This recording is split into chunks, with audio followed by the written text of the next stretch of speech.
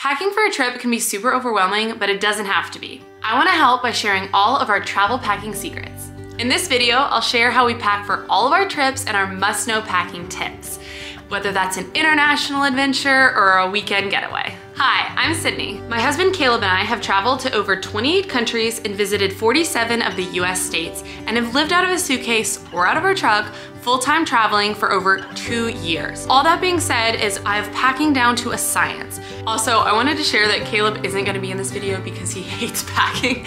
I love packing, so I actually do all of the packing for all of our trips. But let's jump right into it. Our packing essentials.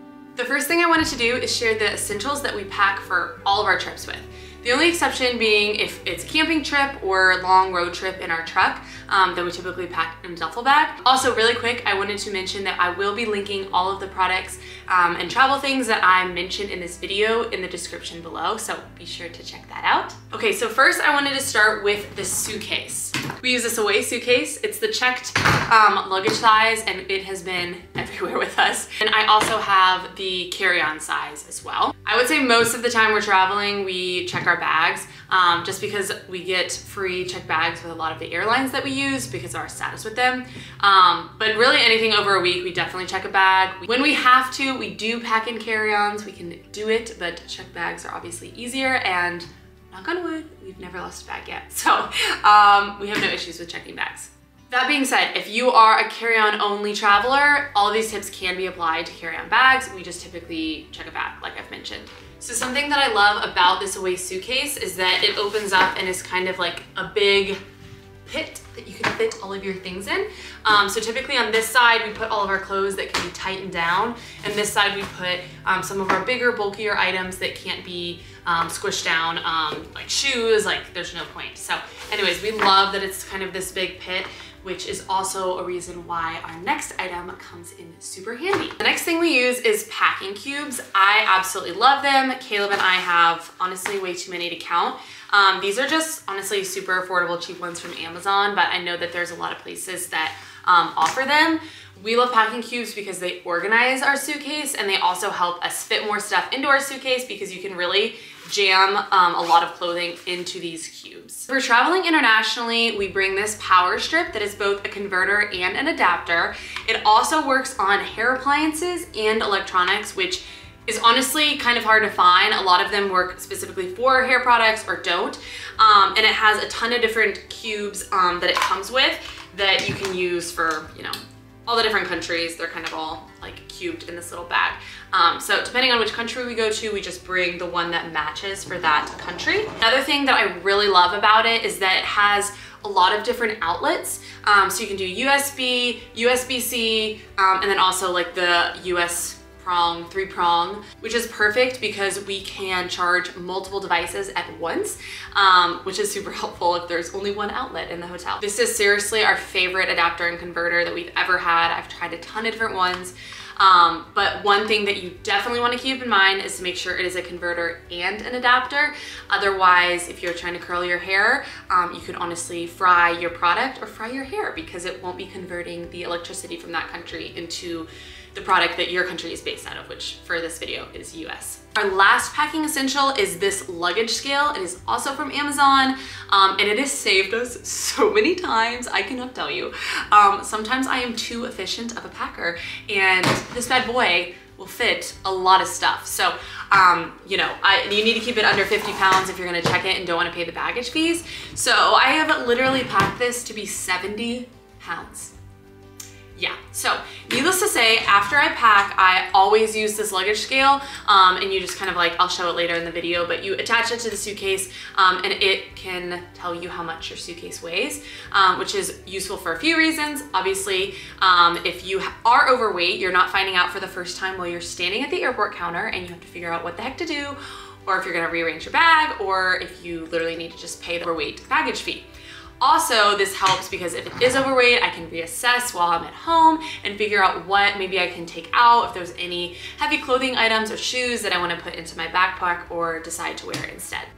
How to decide what to pack. Of course, depending on what our trip actually entails, what we pack will vary a lot. For example, if we're going on a hiking trip in Alaska versus going on a month-long trip through France or an all-inclusive resort in Mexico, what we are packing is gonna look very different. So I won't go into the specifics of the actual clothing since there's so many variables like weather, location, time of year, activity.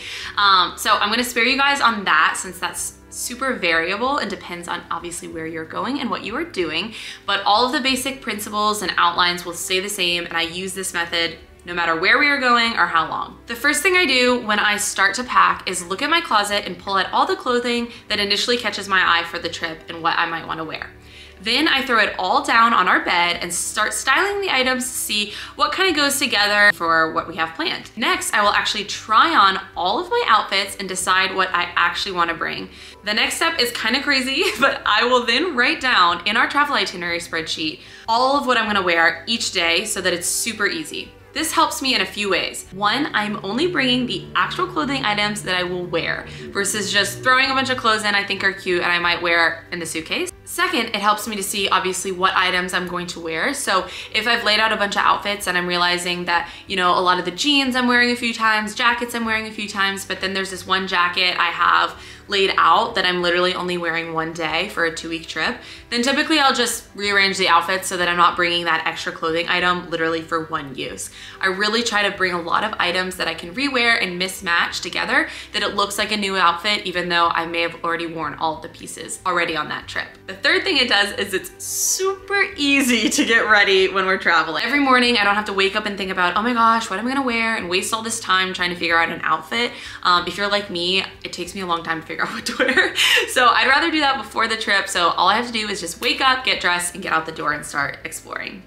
Also, I always make a packing list on my phone so you can kind of see just some different items. I'll put my camera gear, what random other items we need, clothing items, anything that I really need to pack, I will just kind of brain dump on here as I think of it. So as I'm pulling out the clothing items, I'm writing down those items just to make sure I don't forget anything.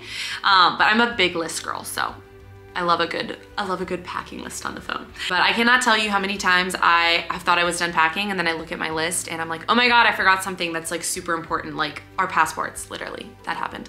Or our adapter. The night before we left on this massive month-long international trip, I was like, oh my God, I did not pack our power adapter and converter. So anyways, I also do this. How to pack. So once I have all my clothes kind of laid out, I start by sorting by the type of clothes and what would pack well together. And then when applicable, I actually roll them up before putting them in the packing cubes to save even more space. Some of the bigger items, it doesn't make sense to roll. Like for this trip, I didn't have a lot I needed to roll, but I do use each cube kind of like a mini closet drawer. So it's super easy to find things and stay organized. A lot of the bulkier items, like I mentioned, they don't really fit in a cube, so it doesn't make sense to put them in there. Then it's kind of like a packing Tetris game to figure out which cube should go where and fill in the gaps with other items when needed. I tend to put all of the heavier items at the bottom of the suitcases with the more delicate items and lighter items at the top. So that way when I stand up the suitcase and roll it around, my organization mostly maintains its form. This trip, I actually don't have a ton of clothes I'm bringing, so it looks pretty empty. But I do put all of my clothes on the right side of the suitcase, the one with the straps, so that once I clip it, I can easily compress all of the clothes down, especially when I bring lots of bulkier items for winter travel. The left side of the suitcase I use for more hard things like shoes, a toiletry bag, hair appliances, and other miscellaneous items. All of our camera gear and any other important valuable items I always carry in my backpack versus putting in my suitcase. Once everything is zipped up, I close my suitcase and I'm good to go. So once I am fully packed and my suitcase is all zipped up, the last thing I do is weigh it with the luggage scale that I mentioned at the beginning of the video. So it's super easy to use. All you do is turn it on, then it'll flash 0. I have it set to pounds, but you can set it to kilos as well. So you just hook it to the suitcase. Then I use both hands to make sure it's level and then just pull straight up. And this one is 36, almost 37 pounds. You can kind of see the weight right here, which is well under the 50-pound limit. I am packing for a week-long trip to Wales with my mom, and Honestly, I could have fit so much more stuff in here. I feel like I could potentially have done a carry-on or one of those mid-sized suitcases, but we just have the one big checked and then the one carry-on. And just to kind of reiterate, I only packed one outfit per day with one extra outfit just in case something crazy happens, like it's pouring rain and we get soaked, or I need a warmer outfit. I packed an extra sweater, but there you have it. Must-know packing tips. Now that I've shown you how to pack for a trip from start to finish, I want to touch on some of our must-know packing tips that I haven't already covered.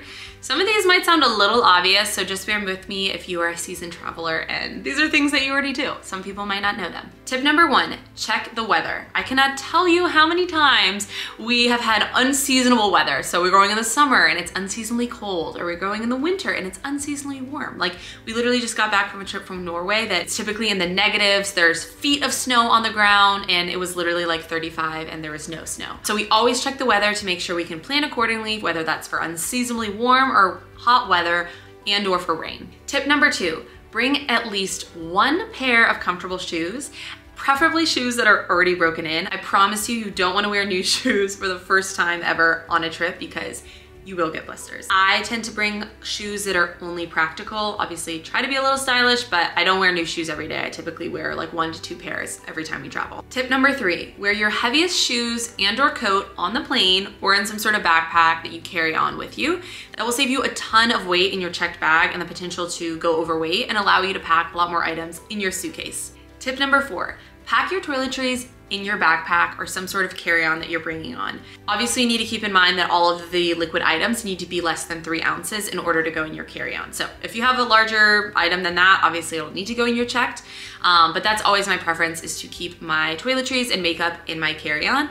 That way, if heaven forbid our suitcase gets lost, I'm not having to scramble and try to figure out all of these new facial products in a foreign country. Clothing I find is a little bit easier to replace, but having my toiletries would literally save my sanity.